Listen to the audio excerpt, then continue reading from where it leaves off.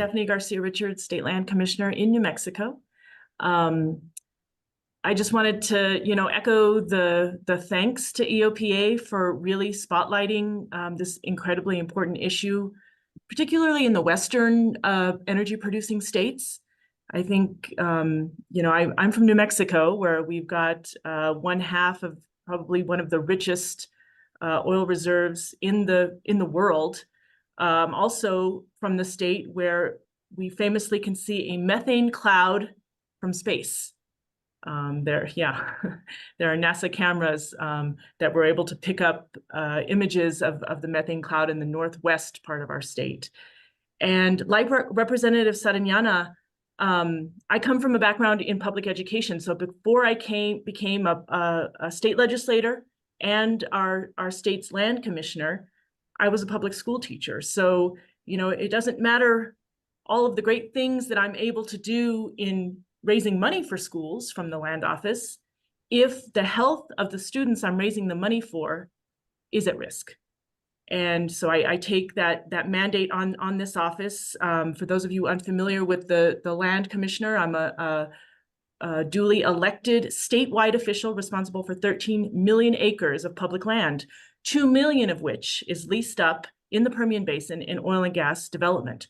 So I have a pretty unique ability to impact that development. Of course, I can't retract any former development that's occurred, but moving into the future, back in June, we did put a ban on any oil and gas leasing within a mile of schools and other educational institutions, childcare institutions, ball fields. I've got a great image if folks later on in the presentation would like to see, danger signs just within a few feet of ball fields in the foreground. And that executive order had two parts. So the first is no oil and gas development of any kind. So leasing, any kind of business development, gas gathering structures, any kind of pipelines within a mile of schools and other related educational facilities. But we do, as Representative Sariñana mentioned, already have oil and gas development within this perimeter of schools. So what we did is we took a systematic look of all oil and gas development on state land around schools in New Mexico to ensure compliance.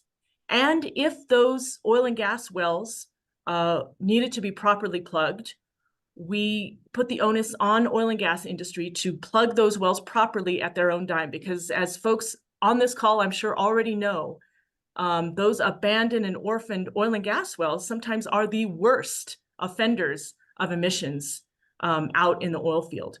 So we are undertaking that review of everything that's on state land, and it's hundreds of wells that are near schools to ensure that they are compliant with air quality and methane capture standards.